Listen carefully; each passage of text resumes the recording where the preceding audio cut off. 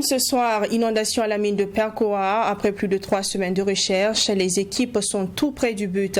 Les sapeurs-pompiers ont effectué des plongées ce matin pour constater l'état de la chambre de refuge où pourraient se trouver les 8 mineurs. Les équipes de prise en charge sanitaire et psychologique sont en alerte. Dans les heures qui suivent, cette affaire qui touche le pays connaîtra probablement un dénouement. Dépolitisation et renforcement de la méritocratie dans l'administration publique, les acteurs du monde du travail tenaient aujourd'hui un atelier de validation d'un avant-projet de loi pour mettre fin au phénomène de politisation de l'administration publique. À terme, le favoritisme, les nominations de complaisance et l'absence de conscience professionnelle laisseront la place à la méritocratie.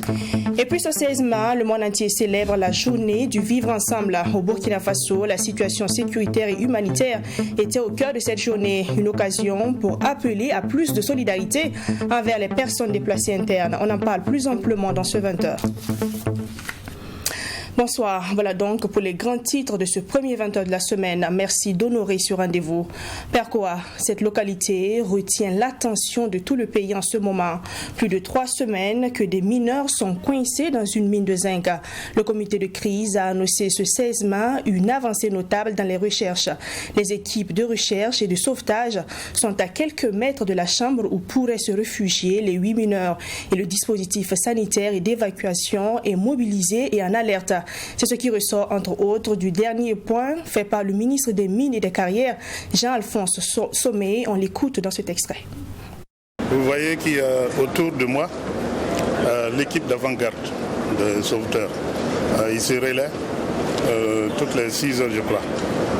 Je pense qu'on est au niveau le plus important pour effectuer le sauvetage des 8 victimes qui sont encore sous terre.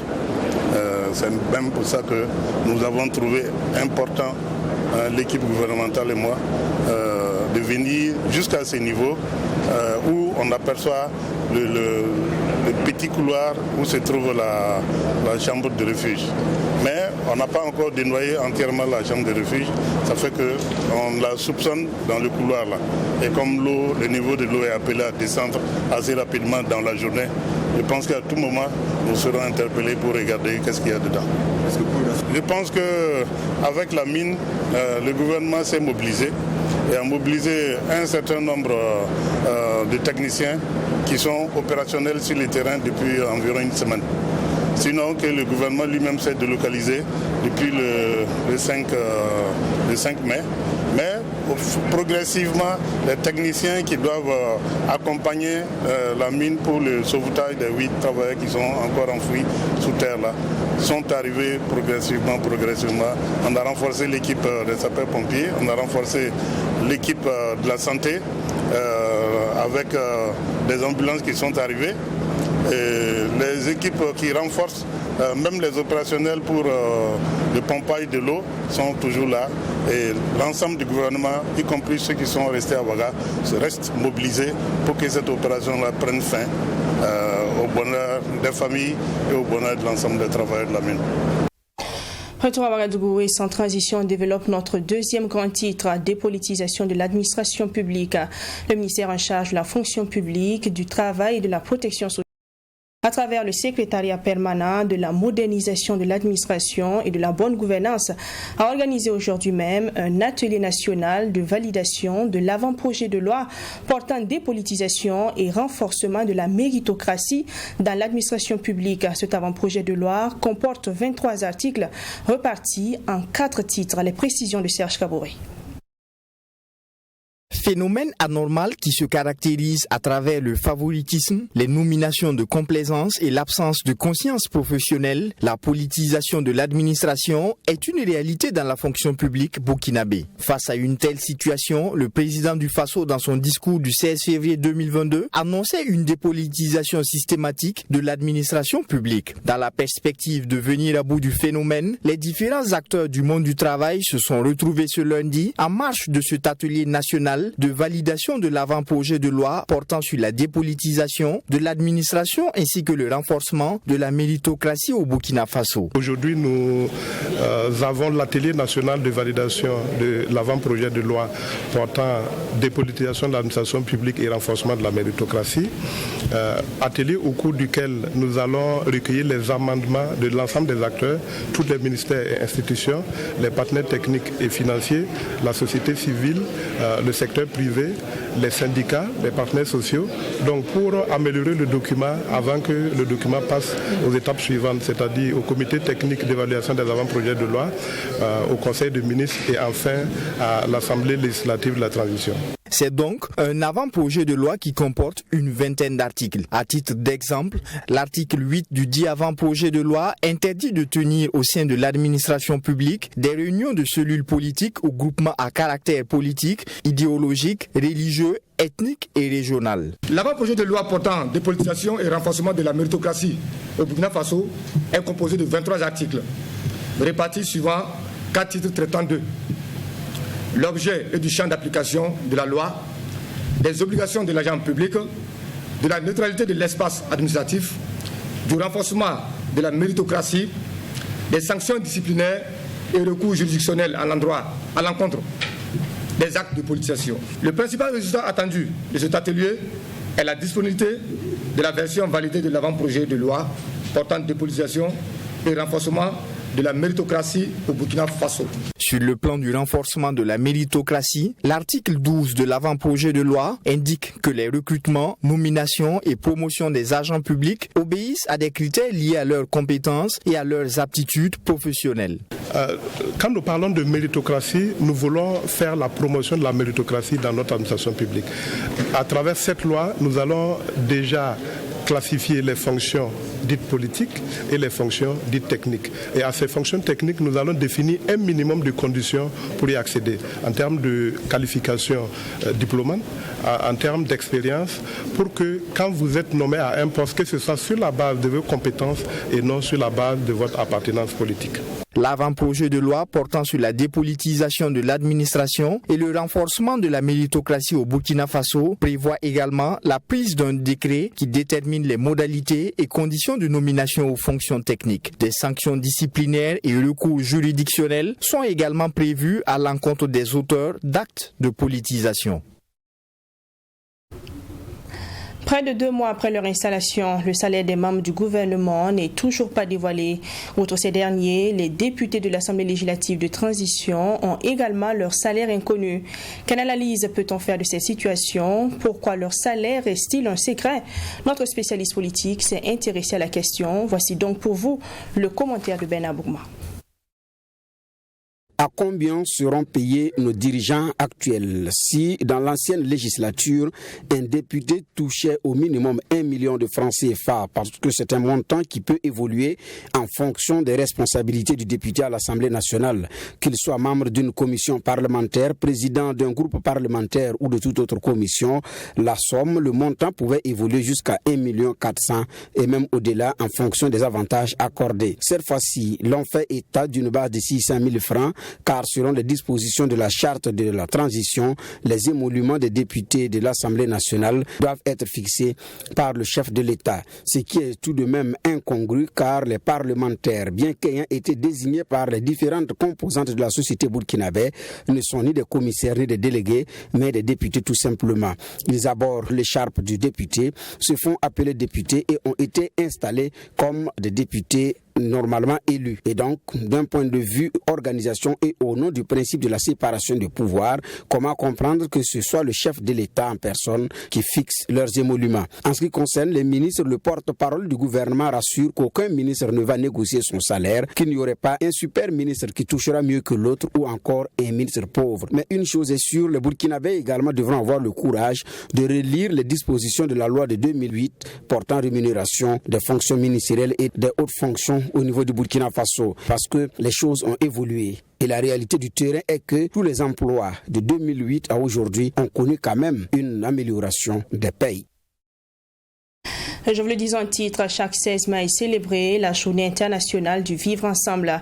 Le Burkina Faso ne reste pas en marge de la célébration.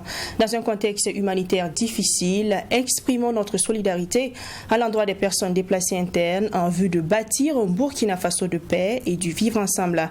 C'est le thème de la 5e journée internationale du vivre ensemble en paix au pays des hommes intègres. Cette journée est célébrée autour de différentes communications en lien avec le vivre ensemble. Wenkouni Alexis Belemnaba. C'est une situation inédite que vit le Burkina Faso. Un nombre pléthorique de déplacés internes n'a jamais été enregistré que lors de ces dernières années à cause de la situation sécuritaire. Le pays des hommes intègres se veut plus résilient pour faire face à cette situation. En cette journée internationale du vivre ensemble en paix, le gouvernement burkinabé travaille à faire cohabiter les populations dans un esprit de tolérance et de solidarité. Il s'agit également d'amener les uns et les autres à un retour aux valeurs fondamentales afin de recoudre le tissu social tant dégradé. Je dis résilient parce que nous traversons une situation exceptionnelle et il est important que nous nous adaptions à cette situation et faire en sorte de ne pas oublier nos valeurs ancestrales qui ont fait la force de ce pays chaque fois qu'on a eu à traverser une crise. Il est important qu'aujourd'hui, plus que jamais, les Burkinabés se sentent solidaires, soudés face à l'ennemi commun. Nous avons eu l'occasion par le passé de démontrer notre force à travers notre résilience et notre capacité d'adaptation. Nous avons aussi eu l'occasion de démontrer combien nous étions solidaires dans ce pays, combien nous savions nous tendre la main lorsque cela était nécessaire et je souhaiterais que ceci soit retenu. Depuis le début de la célébration de cette journée, des initiatives se sont développées au sein des différentes communautés dans une dynamique de renforcement de la cohésion sociale. Pour ce faire, il faudra retrouver les repères.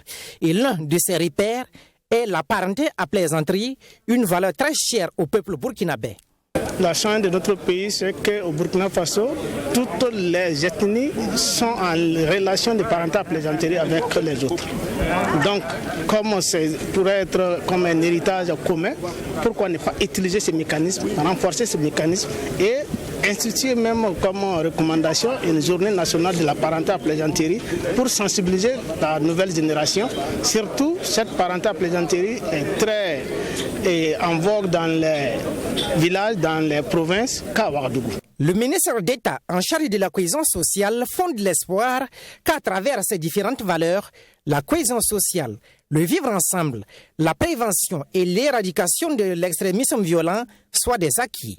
C'est le 8 décembre 2017 que l'Assemblée générale des Nations unies, faut-il le rappeler, a adopté la résolution proclamant chaque 16 mai la journée internationale du vivre ensemble en paix.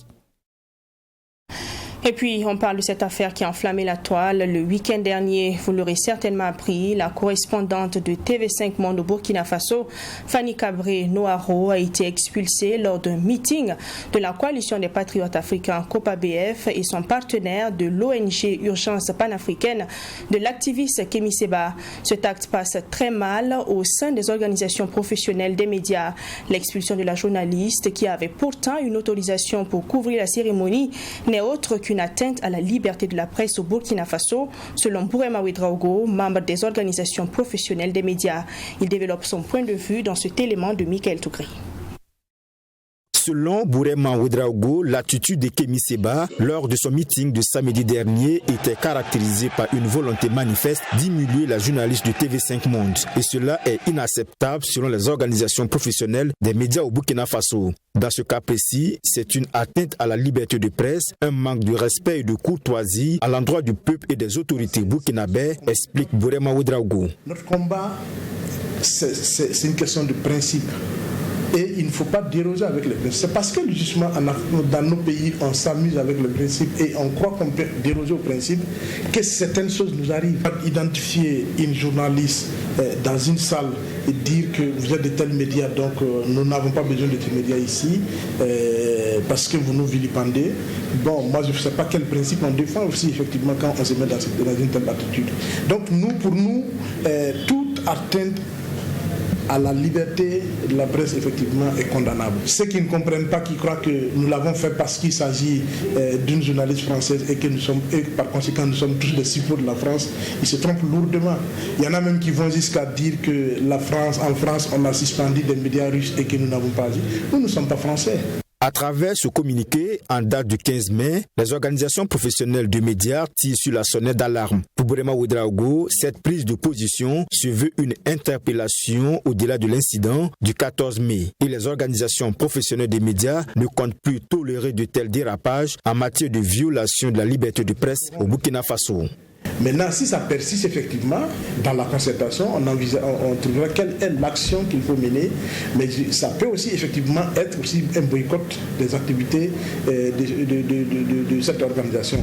Mais je ne vais pas jusque-là. J'ai dit, nous avons interpellé et nous pensons effectivement que notre message sera entendu par qui de droit pour qu'effectivement à l'avenir, on n'humilie pas des journalistes en plein meeting, en pleine activité où effectivement on les fait sortir comme des malpropres. Maintenant, si ça devient une pratique, c'est clair que les organisations professionnelles des médias, en tout cas au niveau du Burkina, se retrouveront effectivement pour adopter la conduite qu'il faut.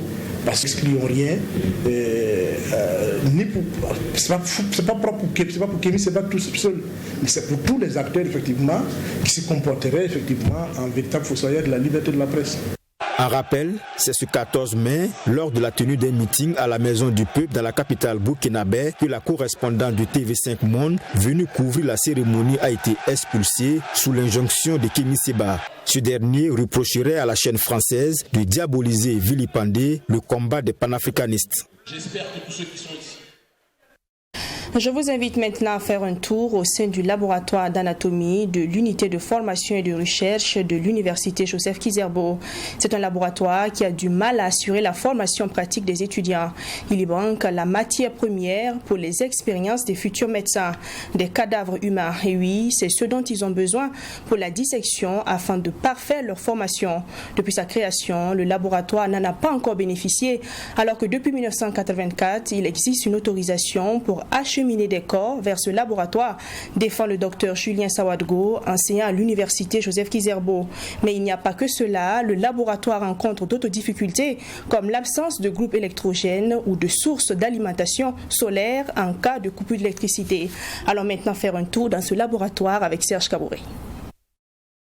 Nous sommes au laboratoire d'anatomie de l'unité de formation et de recherche en sciences de la santé de l'université Joseph Kizerbo. Ce laboratoire est constitué, selon le docteur Julien Sawadgo, qui est enseignant dans cette université, d'une salle pour la dissection des cadavres, une chambre froide pour la conservation, une salle de traitement pour le traitement des cadavres, encore appelée salle de formol, des salles de conservation d'embryons humains et de produits chimiques ainsi qu'une salle d'enseignement. Cependant, ce laboratoire d'anatomie est confronté à un manque de cadavres humains pour faciliter la formation des étudiants en médecine, selon les explications de ce spécialiste de la chirurgie. Depuis son ouverture jusqu'à présent, nous n'avons pas de cadavres humains et les étudiants dans cette UFR sont formés sans ces cadavres humains et disons de façon plus précise sans la dissection de corps. C'est une difficulté majeure qui peut être vaincue parce que les cadavres humains existent. S'ils ne sont pas réclamés par la famille, s'ils ne sont pas réclamés par une tierce personne, il existe une ordonnance qui a été signée depuis l'année 1984 par le président du Burkina de l'époque, le capitaine Thomas Sankara, autorisant l'acheminement de ces corps au laboratoire d'anatomie pour des travaux scientifiques. Un manque crucial pour ce laboratoire d'anatomie dont la formation n'est que théorique selon les étudiants. Il faut dire que c'est assez compliqué de travailler sans véritable matière pour apprendre véritablement ce que nous allons affronter à l'issue de notre formation. Déjà, s'il y avait la possibilité d'avoir des ossements humains véritables, ça va nous permettre de mieux connaître la structure du corps humain. Pour ce qui est du volet pratique, nous avons eu beaucoup de difficultés à appréhender ce module-là du fait de l'absence d'ossements humains et de matière physique à palper, à observer, et afin de comparer, afin de faire un comparatif avec les modules théoriques que nous avons eu à apprendre en faculté. À cette difficulté de disponibilité s'ajoute le problème d'énergie lié au manque de relais énergétiques en période de coupure d'électricité. Se pose aussi la difficulté d'acheminement des cadavres vers le laboratoire d'anatomie et surtout celui de l'usage qui en sera fait après la dissection. Quand nous avons une chambre froide qui peut contenir 4 cadavres, quand on aura fini de disséquer les 4 cadavres, il faut assurer une évacuation de ces cadavres-là. Et cette évacuation-là passe par l'obtention, disons, de portions de terre pour pouvoir enterrer ces restes cadavériques-là ou alors ces corps entiers qu'il faudrait aller inhumer avec toute la dignité de la personne humaine, avec tout le respect que requiert le don de corps, et c'est à cela que nous devons arriver. Au-delà de son impact sur l'instruction pour les étudiants, l'inexistence du don d'organes au pays des hommes intègres entrave la trouvaille de solutions face à une certaine maladie, à l'image de l'insuffisance rénale. Pour cette pathologie, la seule alternative au stade terminal se révèle être la greffe de rein, mais qui n'est pas faisable au Burkina Faso en raison de l'absence d'une culture de don d'organes. La dialyse n'est qu'une procédure thérapeutique d'attente. Il faut qu'on aille à la greffe. C'est urgent parce que beaucoup de patients attendent cette greffe de rein, beaucoup de patients attendent une greffe de cœur, beaucoup de patients attendent une greffe d'un autre organe et beaucoup en main. Et la greffe n'est pas réalisable, elle n'est toujours pas réalisée au Burkina Faso. Bien vrai qu'il y a beaucoup de Burkinabés qui sont allés à l'extérieur et qui sont revenus avec des organes transplantés.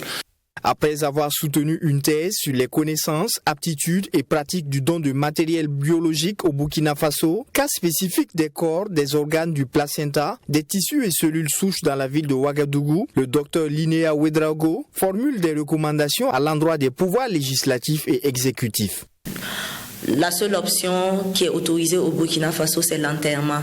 Donc nous demandons à ce qu'ils revoient la loi pour autoriser aussi le don de corps au laboratoire d'anatomie, pour permettre à ceux qui veulent donner leur corps, qu'ils soient libres de pouvoir donner leur corps, que ça fasse partie des options funéraires.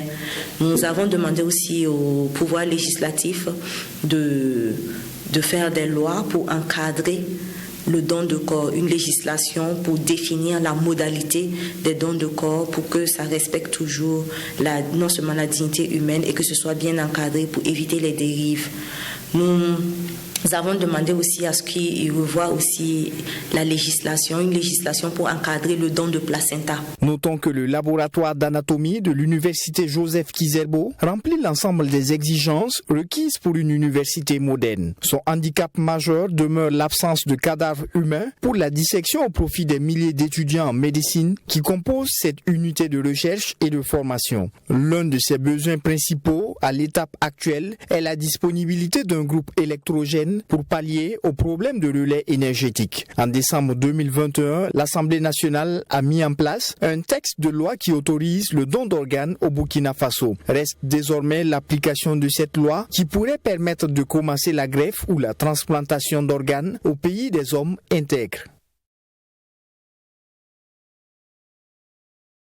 Culture et tradition, le Sankuinaba fête le Basra 2022. Le Basra, fête coutumière organisée chaque année juste après les récoltes, a été célébrée en compagnie de nombreux amis et parents du Sankuinaba. Une fête coutumière qui s'est tenue du 13 au 14 mai 2022. L'édition 2022 s'inscrit dans le renforcement de la paix. Le Sankuinaba invite toutes les confessions religieuses à prier pour la paix et la cohésion sociale. Mamitri Anakamabo.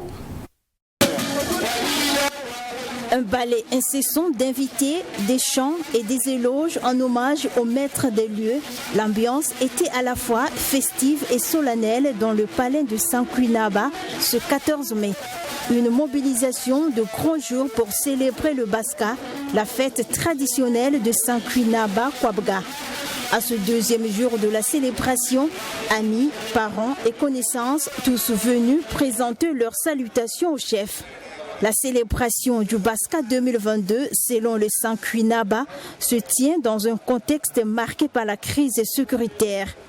Et afin d'apporter sa contribution dans la lutte contre le terrorisme, il a invité toutes les confessions religieuses à prier pour la paix.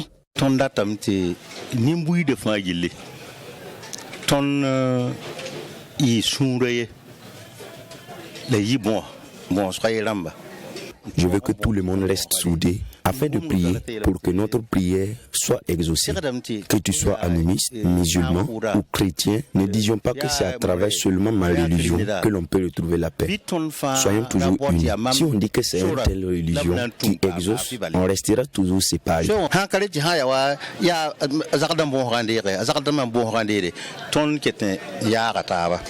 Le Danyuga, ou encore appelé Baska, est une fête coutumière organisée chaque année après les récoltes. Pour l'édition 2022, le Sankuinaba évoque des inquiétudes quant à la mauvaise pluviométrie. Cette célébration a donc été une occasion pour avoir une pensée à l'endroit du monde paysan, déjà affecté par la crise sécuritaire. Je ne suis pas du tout content parce que la saison n'a pas été facile. En plus de ça, plusieurs personnes ne peuvent même plus cultiver. Ça fait qu'on n'est même pas du tout content. Mais nous prions Dieu que d'ici l'année prochaine, que l'on ne parle plus de terrorisme, afin qu'on puisse vivre ensemble dans la paix.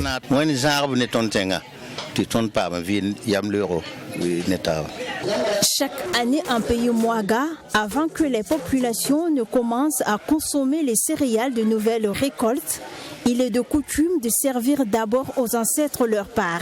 Et cela a lieu au cours du Baska qui consiste également à faire des rites coutumiers pour remercier les ancêtres pour la saison écoulée et implorer leur bénédiction, à laisser entendre les Sankuinaba.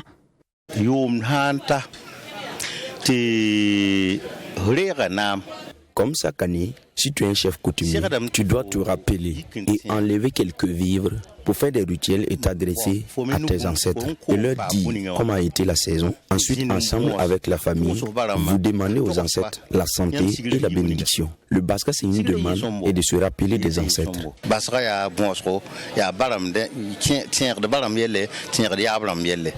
Le Baska, c'est aussi un grand moment de retrouvailles pour les filles et fils de cette grande famille. Pour la célébration du Baska 2022, le Sankuinaba a surtout insisté sur la nécessité du renforcement de la paix et du vivre ensemble au sein de différentes communautés. Du sport pour refermer ce 20h, la 29e journée n'a pas été bénéfique pour les Faucons. Premier au classement la 28e journée, le Rail Club du Kadiogo qui comptait garder sa place et décrocher le titre aura du mal à réaliser son rêve. Les poulains du coach Amadou Sampo, dans une lourde confrontation, ont été défaits par les académiciens du Majestic sur le score d'1-0. C'était ce dimanche 15 mai à Ziaré dans le plateau central. Les images et le commentaire de Yassine Sawadgo. Les rêves de titre du Rail Club de Kadiogo tournent au cauchemar. Leader à l'issue de la 28e journée, les hommes d'Amadou Sampo pensaient confirmer leur leadership face au Majestic SC dans le choc de la 29e journée.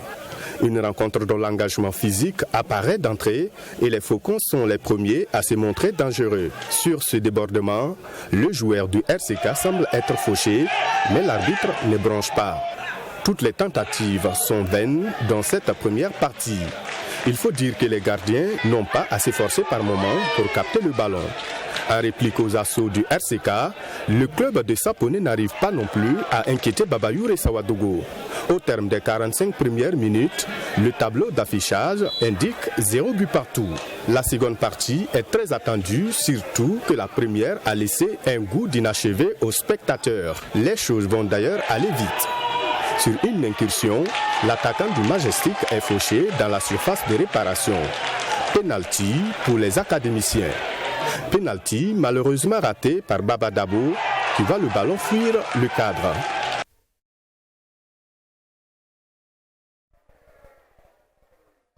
Le RCK qui pensait profiter pour forcer la différence va de nouveau concéder un second penalty. Ce dernier sera cette fois-ci transformé par Isaka Sanfo.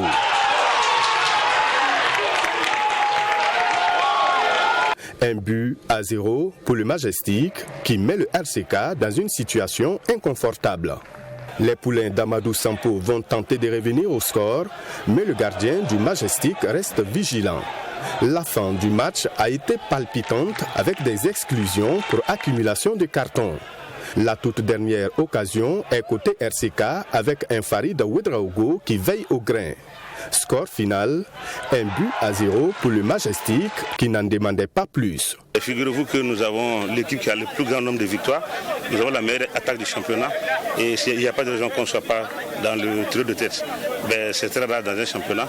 Donc on a fait trop de défaites. Je pense qu'aujourd'hui, on ne peut que pleurer à cause de ces défaites-là. Mais c'est des jeunes joueurs. Moi, je pense qu'on va toujours continuer à croire. À la 30e journée, on fera le compte. Le podium, c'est notre objectif. Si on arrive à faire mieux, c'est tant mieux. Moi, je pense que physiquement, on était au-dessus de l'adversaire. On a prêché beaucoup par maladresse devant. Sinon, je pense que dans l'ensemble, on était au-dessus d'eux physiquement. Et aussi, on avait plus d'engagement que dans l'ensemble. Je pense que c'est ça qui a fait la différence.